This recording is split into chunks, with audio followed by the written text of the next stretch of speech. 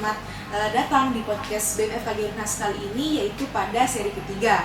Nah, pada seri kali ini kita sama-sama akan membahas mengenai topik kesehatan gigi dan mulut, terkhususnya pada gigi rusak pada anak. Nah, dan bagaimana cara mengatasi dari gigi rusak tersebut. Nah, perkenalkan, saya Adila Zaira Fitri Jarman selaku salah satu bendahara umum BMFKG Unhas pada periode kali ini. Nah, kali ini juga kita kedatangan narasumber yang hebat, yaitu Dr. Gigi Andi Sri Permatasari, spesialis kedokteran gigi anak. Selamat datang, Dok. Ya, makasih ya kepada BMFKG Unhas yang sudah mengundang. Ya, baik, Dok. Terima kasih banyak juga sudah meluangkan waktunya untuk bisa hadir di podcast ini. Nah, mungkin bagaimana kabarnya, Dok? Alhamdulillah baik. Ya, alhamdulillah, Dok. Kalau boleh tahu, Dok, bagaimana kesibukan dokter pada kali ini, Dok? Jadi sekarang ini saya merupakan salah satu staf pengajar di Departemen Kedokteran Gigi Anak Fakultas Kedokteran Gigi Universitas Hasanuddin, dan selain itu saya juga sekarang bekerja di Rumah Sakit Gigi Mulut Pendidikan Universitas Hasanuddin di Jalan Kandea. Ya, Dok.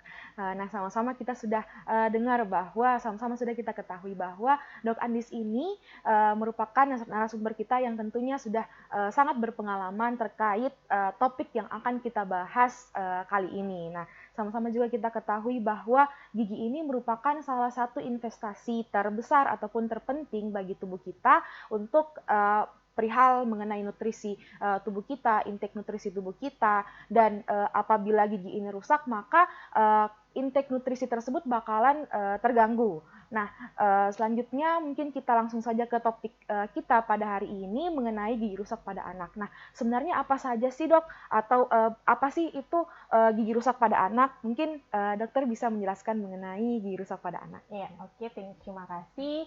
Jadi gigi yang rusak pada anak itu, atau mungkin di istilah kedokteran gigi lebih sering dikenal dengan istilah karies atau gigi lubang, yang menjadi sering banyak orang tua keluhkan, "Dok, gigi anak saya lubang, Dok, gigi anak saya lubang, sakit," seperti itu. Nah, itu merupakan salah satu penyakit atau kelainan yang paling banyak terjadi pada anak-anak di gigi lubang tadi. Jadi gigi lubang tadi itu adanya lubang pada gigi anak-anak, ya, kebanyakan di gigi susu sebenarnya, ya.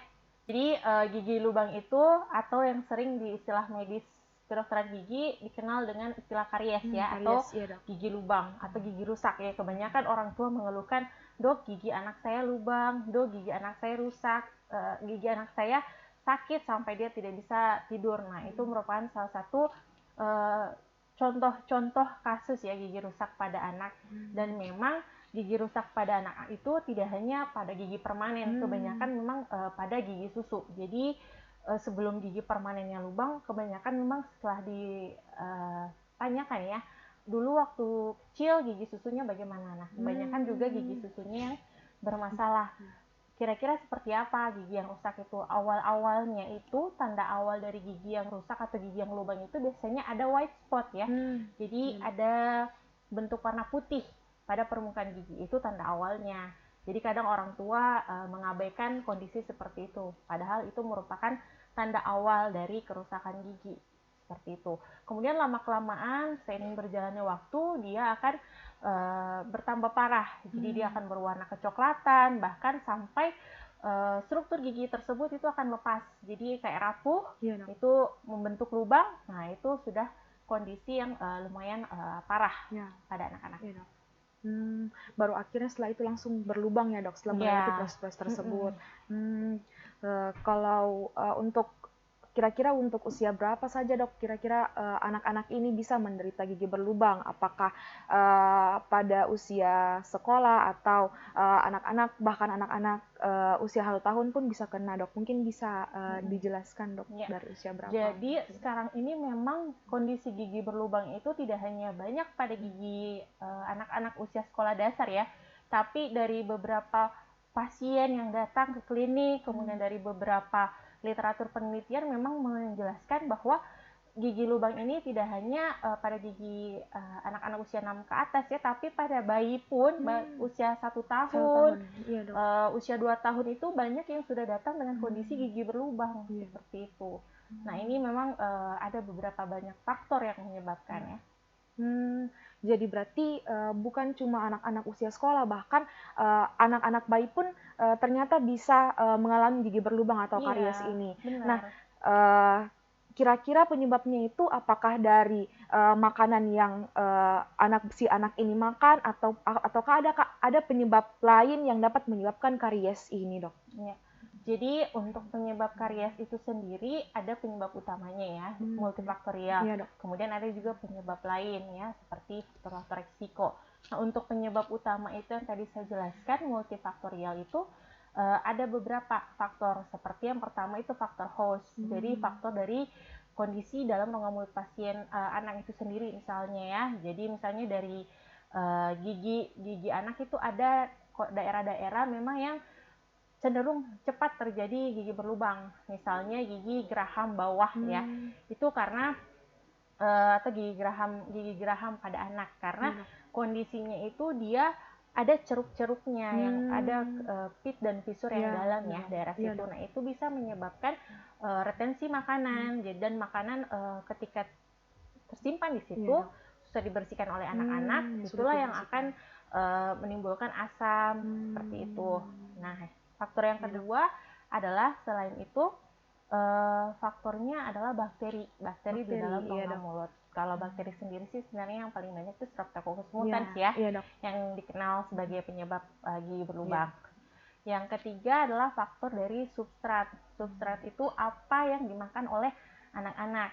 Banyak orang tua sekarang sering sekali banyak memberikan makanan yang manis pada anak-anaknya, ya kan, kayak coklat, terus susu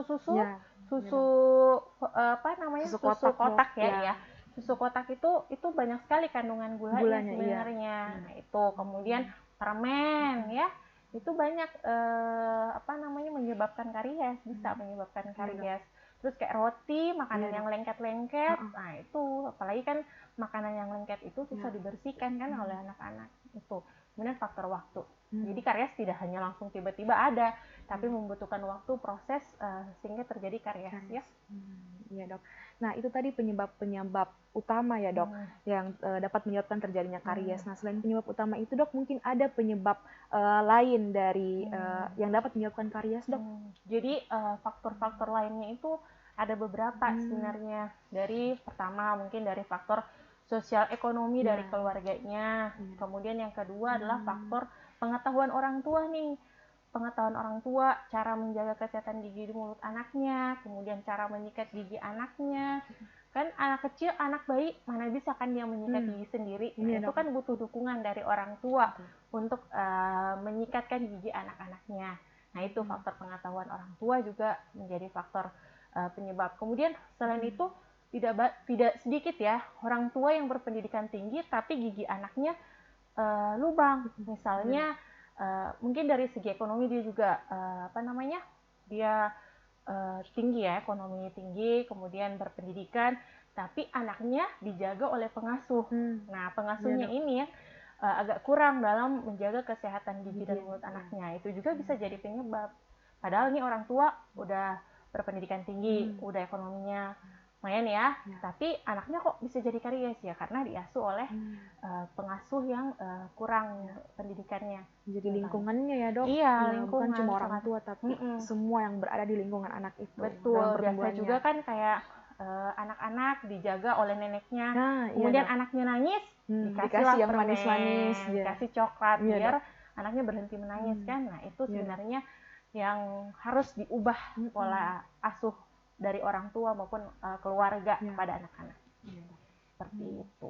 Nah, kalau misalnya faktor-faktor tersebut tidak dihilangkan, Dok, dan kalau misalnya sudah muncul white spot, Dok, dan tidak dirawat segera, mungkin apa yang bisa terjadi atau bagaimana caranya supaya hal tersebut dapat ditindaki, Dok, atau bagaimana perawatan dari hal tersebut, Dok? Oke. Pertama mungkin saya akan membahas dampak ya jika misalnya gigi anak-anak tersebut tidak segera dirawat. Pertama dari dampaknya yang tadi kan tanda awalnya itu white spot ya. Lesi white spot itu lesi awal. Nah, ketika dibiarkan itu lama-kelamaan akan terjadi proses demineralisasi, ya pengikisan dari struktur gigi. Nah, ketika terus berlanjut, struktur gigi yang terkikis akan semakin banyak. Kan biasa kadang orang tua, lah dok, awal-awalnya tuh nggak ada lubang, tapi kok lama-kelamaan makin besar ya, kok lama-kelamaan patah giginya. Nah, itu adalah proses demineralisasi yang terus berlanjut. Jadi ketika dibiarkan, ya seperti itu akan terjadi lubang semakin besar. Nah, ketika lubang semakin besar, lubang tersebut suatu saat dia akan mencapai dentin. Ya, jadi struktur gigi kan ada email ya, dentin, kemudian pulpa. Nah, ketika dia masih di dentin, itu biasanya anak-anak akan sering mengeluhkan ngilu. Kemudian ketika makanan masuk, misalnya makanan manis atau ketika dia minum air dingin, itu anak-anak akan sering mengeluhkan ngilu gitu kan. Nah, itu efek atau dampak yang bisa dirasakan anak-anak. Lama-kelamaan lubangnya dibiarkan, lubang tersebut akan sampai di pulpa, di mana kita tahu pulpa itu isinya adalah banyak saraf ya. Jadi ketika sudah sampai di saraf, anak-anak pasti akan mengeluhkan adanya sakit. Bahkan tidak jarang orang tua datang, anaknya tidak bisa tidur, tidak bisa tidur karena kesakitan malam, nangis, katanya meraung-raung, dok saya begadang ini karena anak saya juga begadang menangis. Saya kasih Sanmol atau paracetamol, saya kasih obat ya, anaknya tidur tapi keesokan harinya masih sakit dok. Nah itu dampaknya. Jadi akan dirasakan pada anak adalah sakit. Kemudian dia akan berefek pada anaknya susah tidur, anaknya susah makan, anaknya susah beraktivitas seperti biasa ya. Di sekolah mungkin dia tidak akan aktif. Nah itu susah tidur juga jadi faktor utama itu kenapa anak harus dijaga kualitas tidurnya, karena pada saat tidur anak-anak itu akan disitulah rilis atau keluar hormon pertumbuhannya ya. Jadi ketika terganggu itu fase tidur pada malam hari, pasti akan terganggu juga pelepasan hormon pertumbuhan pada anak. Itu tadi dampaknya. Jadi dari sini kita bisa lihat ya dok, kalau dari sakit gigi saja, kalau gigi yang rusak dan dibiarkan sehingga menjadi sakit, akhirnya dia bisa mempengaruhi seluruh aktivitas tubuh dari si anak tersebut. Iya, betul. Semua hal bisa terganggu. Iya, jadi kesehatan gigi itu memang merupakan aset yang dimiliki utamanya pada anak-anak. Paling penting paling ya dok. penting harus dijaga oleh orang tua. Ya dok. Selanjutnya itu tadi dampaknya dok, dan bagaimana sih caranya kita mencegah terjadinya gigi berlubang tersebut dok? Oke, jadi cara mencegahnya itu di kedokteran gigi anak ya. Dalam konsep perawatan untuk gigi anak itu kita mengenal ada namanya segitiga perawatan endodontik. Di mana si anak ini menjadi pusat di atas ya, dia sebagai pusat. Kemudian segitiga kan ya, di sebelah kiri kanan itu adalah orang tua bekerja sama dengan dokter gigi. Ini adalah konsep yang harus dilakukan demi pertama anak kesehatan gigi mulutnya terjaga ya. Jadi di mana anak tersebut merupakan pusat dari orang tuanya. Jadi harus ada kerjasama nih antara orang tua di rumah dengan dokter gigi. Ya, orang tua di rumah kan dia 24 jam ya. Mungkin kalau misalnya dia bukan pekerja aktif, dia kan 24 jam menemani anaknya. Ya, jadi dia harus bagaimana dia menjaga kesehatan gigi mulut anaknya di rumah. Ada namanya dental home. Ya, jadi dental home treatment itu dari orang tua itu bagaimana dia menjaga agar gigi anaknya itu terhindar dari gigi lubang. Pertama, dari cara orang tua menyikat gigi anaknya. Kadang orang tua itu menyepelekan sikat gigi, padahal sikat gigi itu efeknya sangat banyak ya. Sangat banyak terhadap kesehatan gigi dan mulut kita. Jadi orang tua itu harus rutin menyikatkan gigi anaknya yang masih misalnya masih bayi, itu harus rutin disikat. Jadi jangan berpikiran masih bayi tidak usah saya kasih sikat gigi gitu, tidak usah saya sikatkan giginya, padahal anak masih bayi pun ya, masih bayi yang belum ada giginya itu wajib dibersihkan kondisi rongga mulutnya. Ya, itu. Kita bisa menggunakan kasa. Jadi kan ada kasa steril, itu bisa dililitkan atau pakai handuk ya, dililitkan, terus diberikan air hangat, kemudian diusap ke seluruh permukaan gusi si dan anak bayi tersebut ya yang belum ada giginya itu dan lidah diusapkan. mungkin juga ya dok. Iya betul, dan lidah itu semua harus dibersihkan. Ya. Kenapa? Karena anak-anak yang belum tumbuh gigi kan dia masih ASI ya, Iya, dok. masih ASI ataupun mungkin susu formula Ya. ya yang masih 6 bulanan kan dia masih mengkonsumsi susu formula atau ASI. Nah Iya, itu kadang orang tua tidak membersihkan, malah datang, dok kenapa ini anak saya tidak mau minum susu lagi, kok dia tidak nafsu untuk minum susu ya. Pas diperiksa ternyata seluruh mulutnya itu sudah penuh warna putih. Warna putih itu adalah jamur. Jadi jamur itu bertumbuh di dalam rongga mulut anak karena kondisi di dalam itu tidak dibersihkan. Jadi misalnya di anak-anaknya habis minum ASI ya atau susu formula dibiarkan saja tidak dibersihkan. Si ASI yang tadi itu akan pertumbuhan si jamur. Iya, jadi jamurnya itu akan tumbuh misalnya pada pipi, bahkan sering pada bibir anak-anak itu banyak warna putih-putih di lidah utamanya. Nah, itu kan fatal ya kalau misalnya sudah terjadi seperti itu. Jadi tadi pertama menyikat gigi tidak hanya pada anak-anak yang sudah besar ya, tapi pada bayi pun harus ditekankan. Oke. Kemudian selain menyikat gigi, kadang yang harus diperhatikan adalah sering mengontrol kondisi gigi mulut anak. Karena terkadang anak-anak itu kita tidak tahu tiba-tiba, loh kok ada lubang ya. Jadi itu harus di rutin diperiksa sendiri oleh orang tuanya. Kemudian yaitu tadi harus memeriksakan juga kontrol ke dokter gigi. Kontrol ke dokter gigi itu harus minimal 6 bulan sekali. Jadi bukan pada saat gigi anak sakit saja begitu ya dok. Jadi kalau kita harus ke dokter gigi, tapi ada periode tertentunya yaitu 6 bulan sekali ya dok. Iya, kalau untuk periode yaitu tadi 6 bulan sekali harus wajib memeriksakan gigi anaknya ke dokter gigi. Nah, tapi ada juga nih mindset dulu anak-anak saya bawa ke dokter gigi ketika sakit saja dok, ya kan baru ada keluhan, jadi baru saya bawa. Itu konsep yang salah. Jadi para ibu-ibu, orang tua yang ada di rumah segeralah membawa anaknya ke dokter gigi itu saat gigi pertama atau gigi susunya pertama itu tumbuh. Ya, misalnya di atas 6 bulanan itu biasanya sudah tumbuh gigi pertamanya. Nah, itu sudah wajib orang tua untuk membawa anaknya ke dokter gigi. Minimal konsultasi kan bagaimana cara menjaga gigi anak saya yang baru mungkin 1 biji ini, bagaimana cara saya merawatnya, terus memperkenalkan lingkungan dokter gigi, klinik kan biar anaknya lama-kelamaan akan terbiasa ya, supaya anak-anak itu tidak reok, oh ini apa, ini kok klinik apa ini. Jadi dari kecil sudah dibiasakan ke dokter gigi. Seperti itu.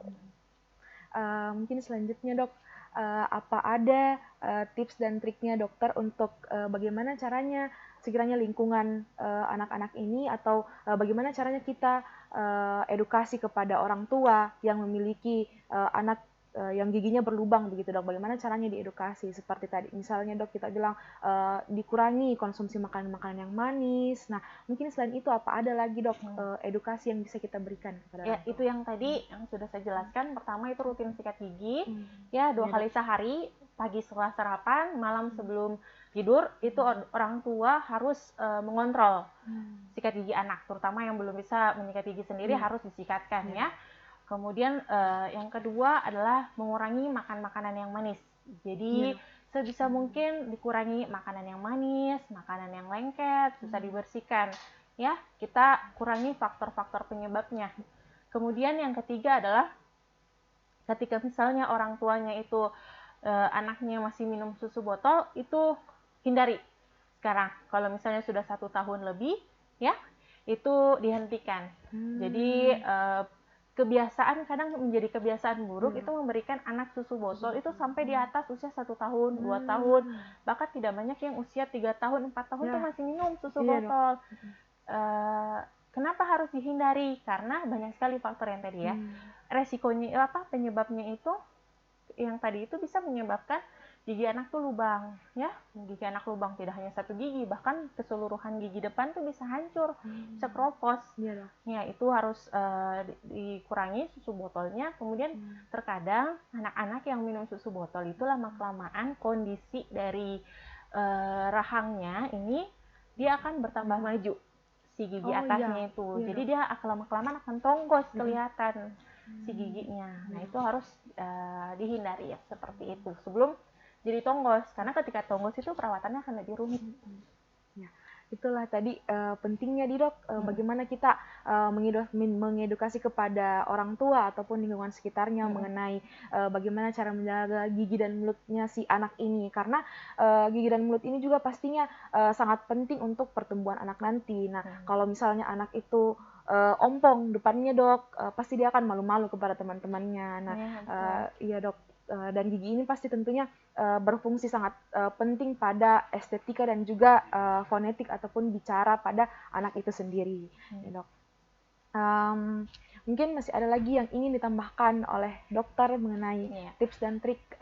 Mungkin lebih ke perawatan ya. Jadi ketika misalnya nanti anaknya sudah misalnya lubang, apa sih yang harus dilakukan ya? Segera bawa ke dokter gigi. Misalnya mungkin anak-anak segera bawa ke dokter spesialis gigi anak ya, untuk segera dirawat giginya sebelum bertambah parah. Jadi ketika dia masih lubangnya belum sampai ke saraf, itu kita bisa langsung lakukan penambalan. Penambalan. Tapi ketika lubangnya ini yang tadi saya sudah jelaskan, dia sampai ke pulpa, ke saraf, itu tidak bisa langsung ditambal. Itu mesti dilakukan perawatan saluran akar. Dan ini perawatan saluran akar lumayan rumit, ya. Lumayan rumit dibandingkan dengan penambalan langsung. Jadi sebisa mungkin, secepat mungkin ketika ada gigi yang lubang itu segera dibawa ke dokter gigi sebelum sampai ke sarafnya, ya. Terus setelah misalnya kita periksa, kita lihat anaknya, oh ini bisa ditambal, oh ini bisa kita lakukan perawatan saluran akar. Nah, tidak banyak juga orang tua datang ke dokter gigi itu dia datang membawa anaknya dengan kondisi sisa akar. Jadi gigi depan ini sudah habis, jadi tinggal sisa akar ya kan, serata dengan gusi. Nah, kita tidak bisa berbuat banyak ya. Ketika misalnya kita sudah foto ronsen, kemudian ternyata hasilnya sudah tidak bisa, giginya sudah tidak bisa dipertahankan, maka kita harus tindakan yang lain adalah lakukan pencabutan. Kenapa harus dicabut? Ya karena daripada tinggal di dalam rongga mulut anak akan menyebabkan infeksi. Betul. Jadi banyak anak-anak yang akan bengkak, ya kan? Nah, jika dibiarkan mending itu kita ambil. Karena jadi gigi-gigi yang lubang ini, gigi susu yang sering lubang, sering bengkak ya, itu dia akan mempengaruhi gigi permanennya. Kan ini misalnya gigi susu, di belakang gigi susu itu ada benih gigi permanen. Jadi jika sering infeksi akan berdampak pada gigi permanennya. Seperti itu.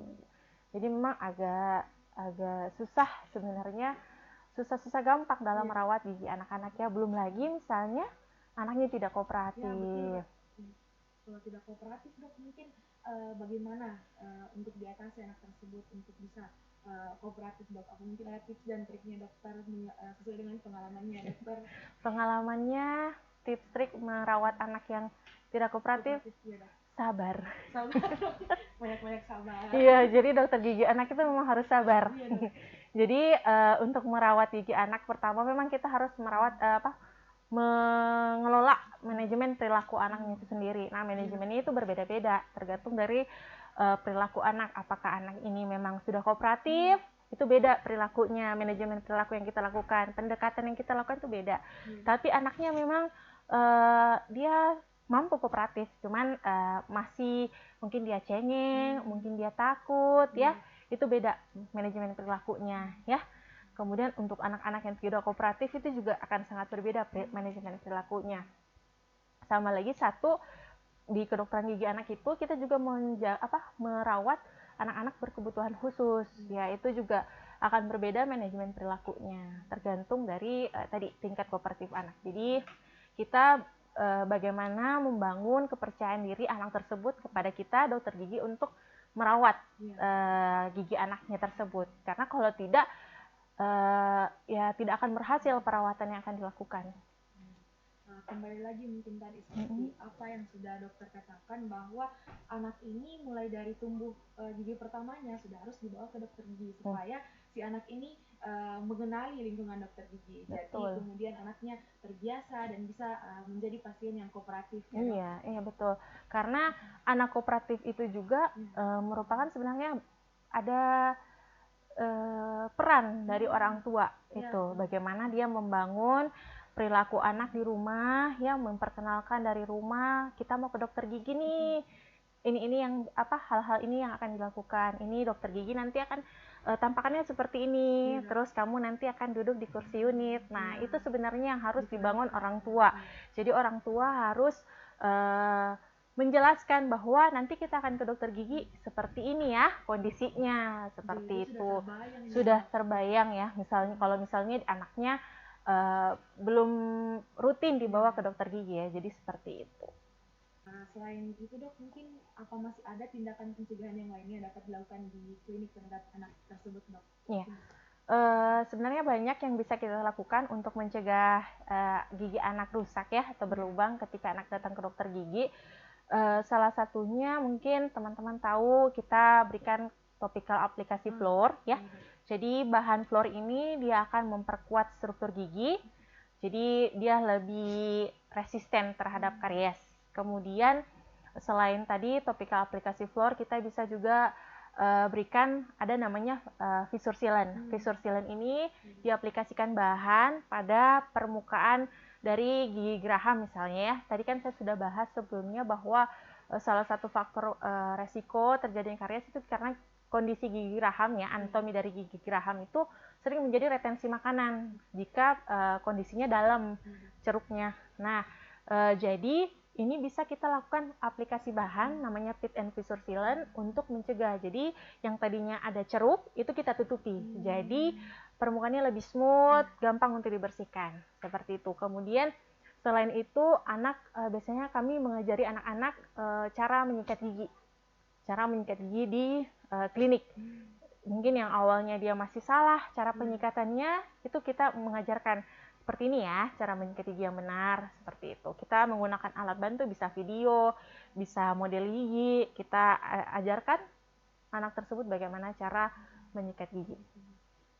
Jadi itulah pentingnya ya dok, kita ajarkan sikat gigi kepada anak di usia dini, serta lingkungan-lingkungannya yang harus kooperatif juga dalam menjaga kesehatan gigi dan mulut si anak ini sendiri. Nah, tentunya hal ini sangat penting diketahui oleh seluruh orang tua yang mungkin menonton video ini, atau calon-calon orang tua, ataupun kita sebagai mahasiswa yang memiliki keponakan-keponakan yang masih kecil di rumah. Tentunya kita memiliki peran yang sangat penting untuk menjaga kesehatan gigi dan mulut anak-anak berusia dini tersebut, sehingga nanti ia dapat bertumbuh kembang yang dengan memiliki gigi yang baik pula dan yang kesehatannya baik pula. Itu tadi pembahasan mengenai ataupun diskusi kita pada podcast kali ini mengenai gigi rusak pada anak. Nah, sebelum kami tutup, mungkin masih ada closing statement dari Dok Andis mengenai topik kita kali ini, Dok. Ya, jadi topik kali ini memang sangat menarik ya, terutama buat orang tua yang ada di rumah ya. Jadi bagaimana kita pentingnya menjaga kesehatan gigi dan mulut anak-anak ya, karena menjaga itu adalah merupakan tindakan preventif yang bisa kita lakukan. Ketika kita cegah gigi anak berlubang, ya itu akan sangat bermanfaat untuk anak-anak ke depannya. Jadi anak-anak akan terhindar dari rasa sakit, kemudian tidak akan ada lagi keluhan ya dari orang tua bahwa anaknya sakit, susah makan, susah minum, susah mengunyah ya, kemudian susah tidur, seperti itu. Jadi memang peran orang tua di sini yang lebih banyak berkontak dengan anak-anak itu memang sangat diperlukan dalam menjaga kesehatan gigi mulut anaknya ya, agar terhindar dari kerusakan. Mungkin itu yang bisa saya sampaikan. Ya baik, terima kasih banyak dok atas ilmu yang sangat berharga ini dok, dan juga waktunya dokter telah meluangkan waktunya untuk berada di podcast ini. Nah, itulah tadi podcast kita, semoga dapat bermanfaat bagi teman-teman sekalian ataupun orang tua ataupun calon-calon orang tua yang sekiranya menonton video ini. Baik, saya tutup dok. Terima kasih banyak. Terima kasih. Dok, terima kasih banyak telah memberikan kita ilmu yang sangat berharga pada podcast kali ini. Saya tutup. Assalamualaikum warahmatullahi wabarakatuh.